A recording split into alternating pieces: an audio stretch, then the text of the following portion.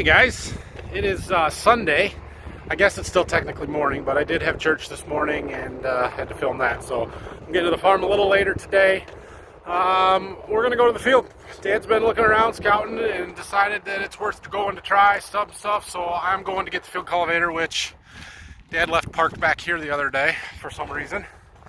So I gotta walk to it, but we're gonna go start that. Hopefully later today we'll be in the planter, but we'll see. So yesterday I did work a little bit. I didn't film anything because I wasn't doing much. I delivered a little bit of seed, and what else did I do yesterday? Oh, I mowed my lawn.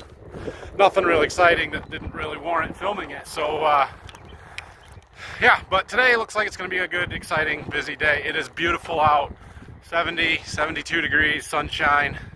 Stuff is drying fast, I do know that, but we're still concerned it's just a little gooey underneath and we're going to be causing problems. But it's May 3rd, it's time to go.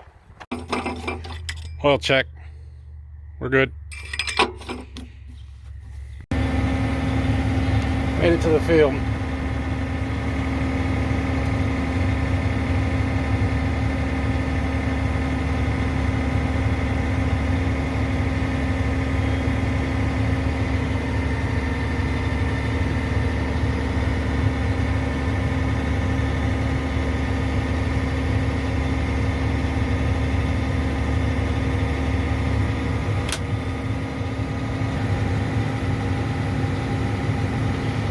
Alright, here we go.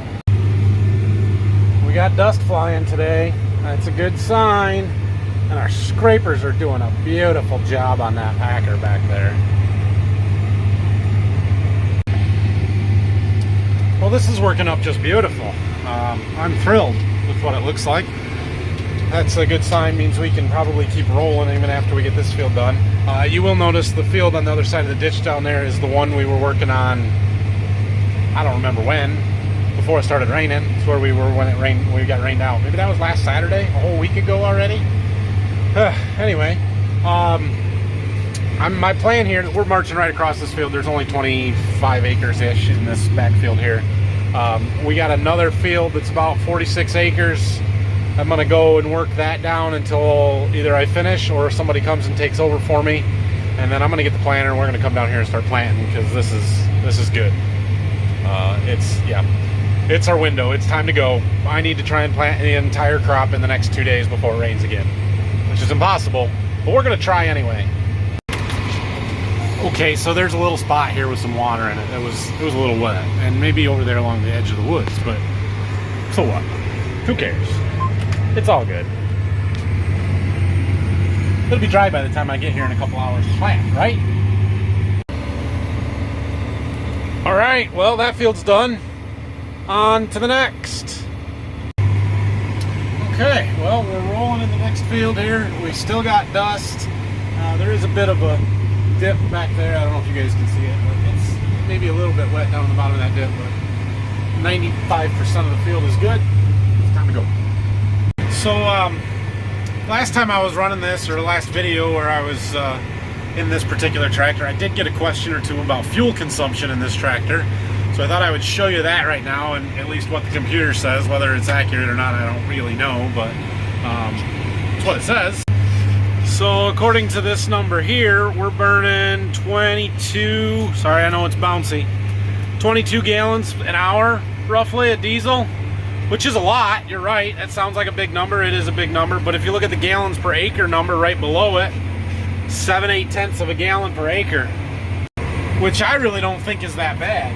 I know these tractors burn a lot of fuel, and I know people, other YouTubers and stuff, will complain about, or not complain, but just keep a really close eye, it seems like, on fuel consumption. But man, that's such a minor expense in the grand scheme of things. I really don't care. Who cares how much fuel we're burning? As long as we're getting the job done and we're covering ground, it's that gallons per acre figure that really matters at all. And when you're talking about 6/10, 8/10 of a gallon per acre that it's running right now, well, especially when fuel was $1.13 a gallon for us, you're talking about $1 an acre. That's nothing when the budgets are $500, $600, $700 an acre for putting the crop in. So, well, maybe not that high, but still, you get the point. Fuel is not going to break the bank one way or the other here, and so while it's nice to be efficient and save fuel and cover ground and use less fuel, I'm not going to put a lot of time and effort into that. So we had a tree fall down in this fence row that's out in the field. I had Jack run down here since he was up today with the backhoe, and we'll just push it off into the fence row out of the way there. Okay, well, Dad came. He is going to take over running the field cultivator, so we're going to go get the planter ready to go. So back at the farm here, Jack and Phil unhooked our disc from our 8300 and got our second field cultivator hooked up. And we're just kind of going through that, double checking everything. There was a bearing out on this packer, so Phil had to go and get one. But other than that, checking tire pressures, they said they had one flat somewhere they changed, and other than that, this thing is pretty well ready to go. They greased it and stuff, so we didn't actually use this at all last year. Did not use it last year. Simply because it was too wet, and when it was time to go, we didn't have the manpower to run it, and so it was just do everything you could with what we had. And yeah, anyway, but it's nice to have when we do have that extra operator, especially with Jack up here today, and probably he'll be back tomorrow. He can run this, and doesn't cover ground as fast as the 45 footer that we just got out of, but it gets something done. All right, well, we're trying to get the planter loaded up. I'm working on fertilizer here. I don't know if this pump's gonna make it, guys. It's pumping, but it's a little slow and she don't sound good. Loading the planter. Dust a-flying. Okay, we're all loaded up, ready to go to the field here. A couple of quick notes. You'll notice that my tank there is not real full. Well, we don't need it to be real full. We're only going to plant about 36 acres in this first field, so I only put in what I need. And the reason for that is weight. I do not want to carry more than I need. Seed, I did put in a full box of seed for two reasons. One, my scale's not working, which makes it really hard to put in just what I need. And I don't want to get down there and run short. Plus, the next field that I'm going to, where Dad's working right now, is the same variety, so it just might as well put it in there. You will notice there's a little bit of fertilizer in this tank on the planter. That basically is what was left in the back tank. There was not much when we finished a week ago there left in it, and I like to basically pump what's in that tank up into that tank before I start filling, so that I can start from zero when I'm mixing and making sure I'm getting the right amounts and everything. And that's what that pump is there for. It only transfers from this one to the one on the planter. The pump, the ground driving pump to apply stuff, it sucks out of this tank without any trouble, so I don't have to pump it up to the planter. What a weird combination that is.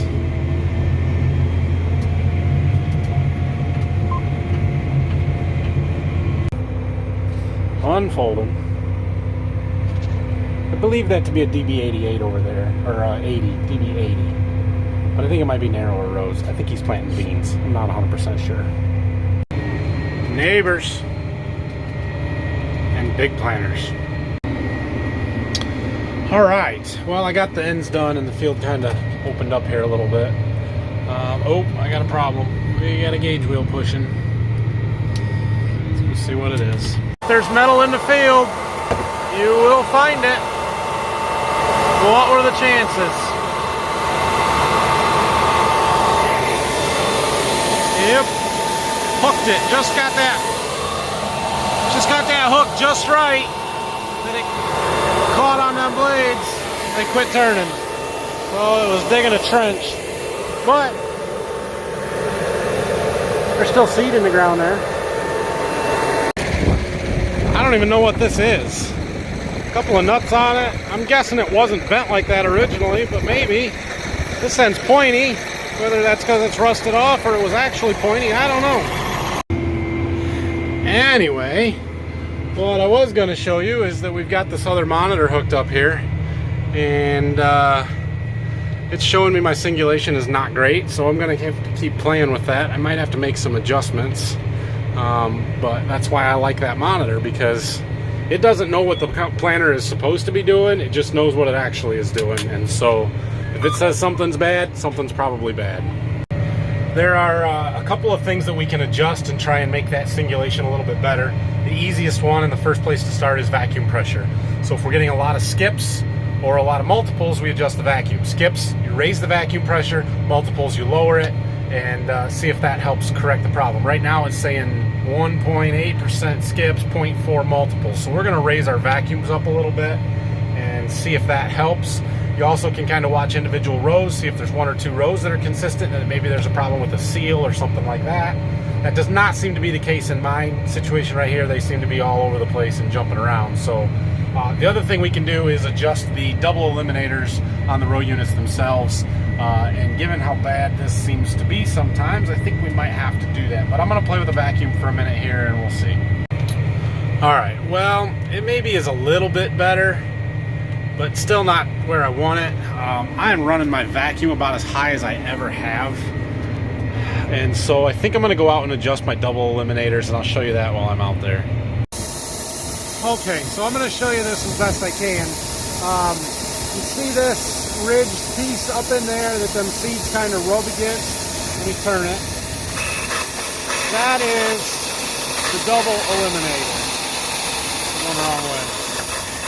And what it does is, see there's multiple seeds stuck to that one hole. Well, as they run across there, they kind of fall off.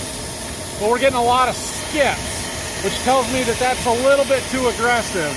So there's a handle up here that I can loosen it and adjust it. Put it right there, which is not much of an adjustment, but it opens that hole up just a little bit more. So yeah, maybe it doesn't knock off too many. So I'm gonna do that. The issue is if we start getting a bunch of multiples, then we'll have to put it back. All right, I got this front field done, folded up so we can go across our bridge over there. Do the back field, which is where we started with the field cultivator here earlier this morning. Found another tire poking device out in our field here. It's just a little guy, but don't need that going through my tire. Well, I'm not having much luck with my singulation issues there. Yeah, I don't know what to do really, because that should have, well, it kind of did even them out and fixed my skips being so bad, or maybe it just made the multiples worse. I don't know. I'm gonna have to put them back and keep playing with stuff. I don't know. The only other thought that I had was, you know, I've been using this fluency agent from Bayer instead of talc, and maybe that's my problems. It's possible.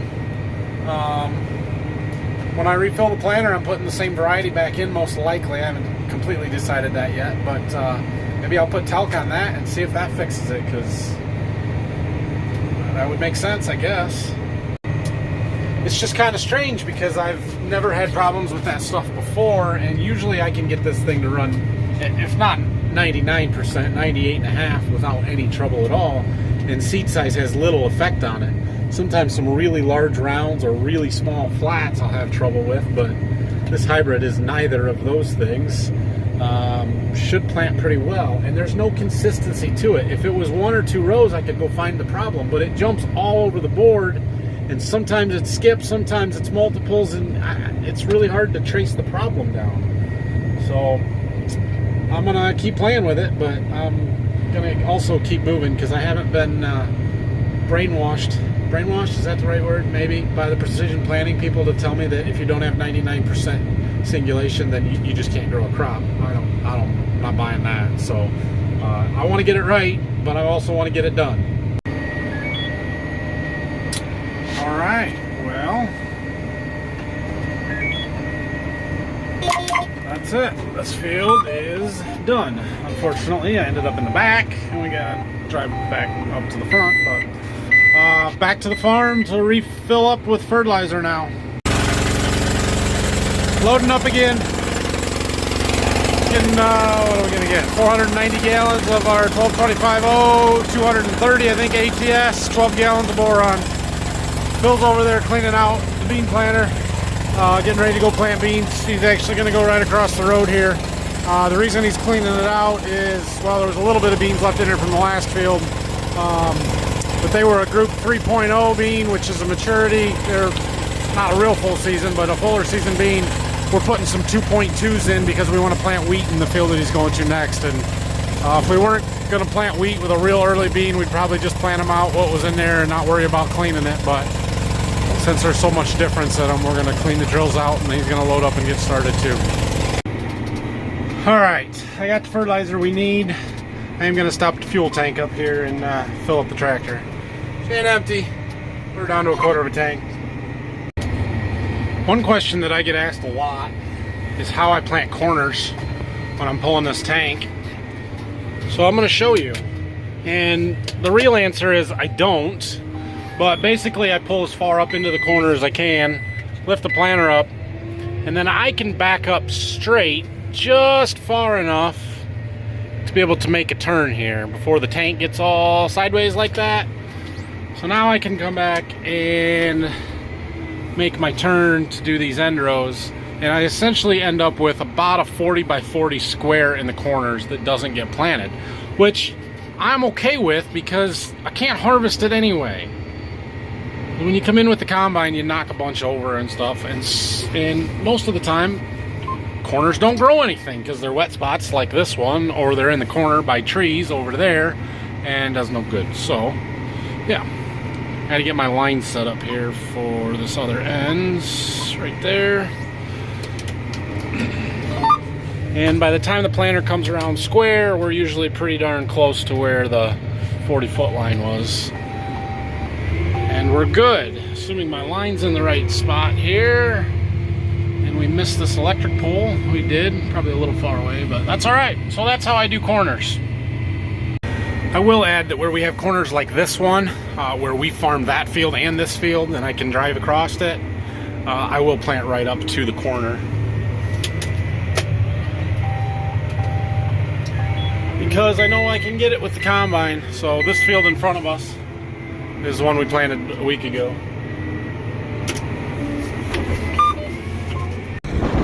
Since we're here in this corner by this field that we planted a week ago, let's dig up a corn plant and see how this sun and heat from the last couple of days is progressing things.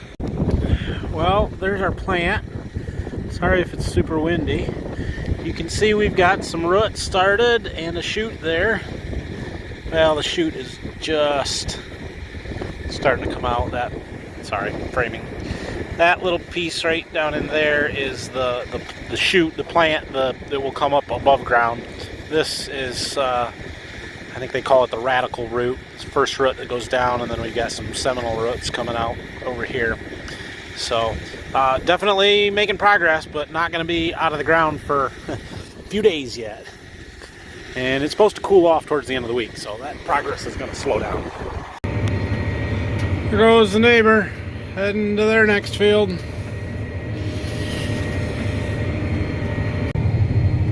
I've got a row that the fertilizer ball quit floating. It's row 13, third one in from the end there.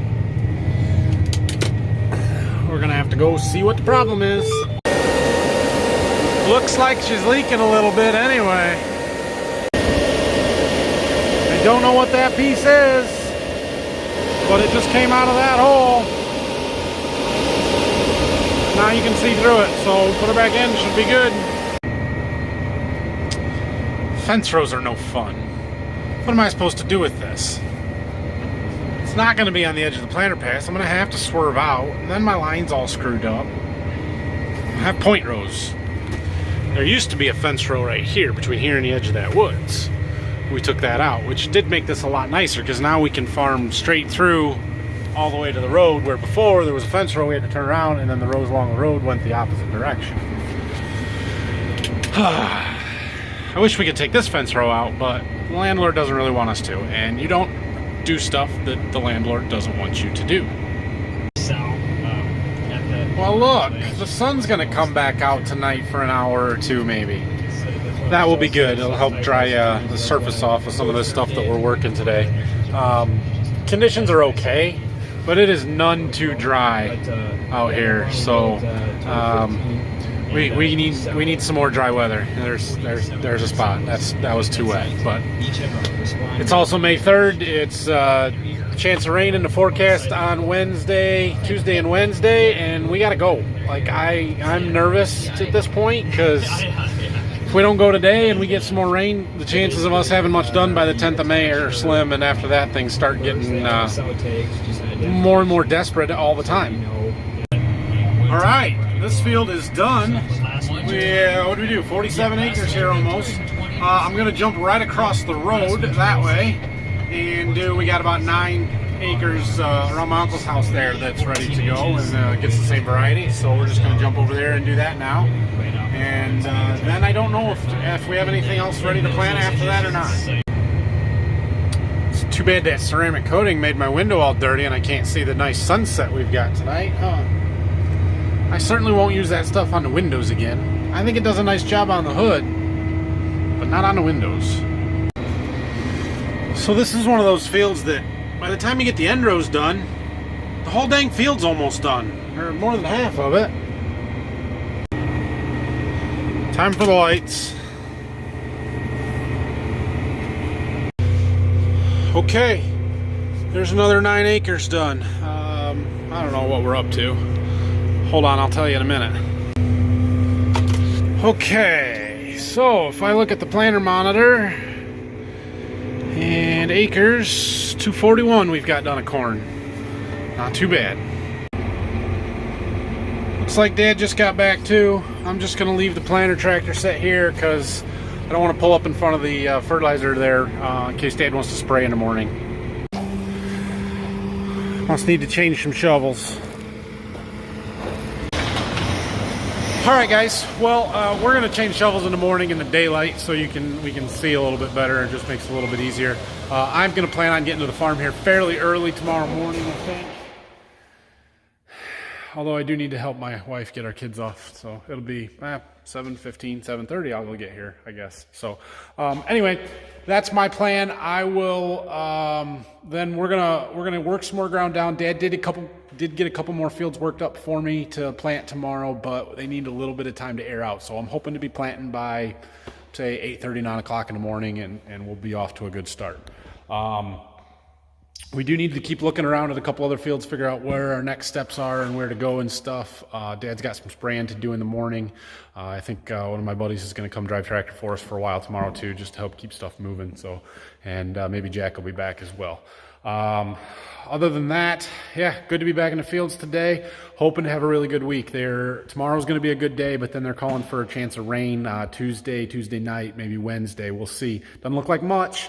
But hopefully we could miss that altogether, and then we'll have a great week and we'll get most of our stuff planted here this week. So yeah, have a good night. Leave me questions, comments down below, and we'll see you guys bright and early tomorrow morning.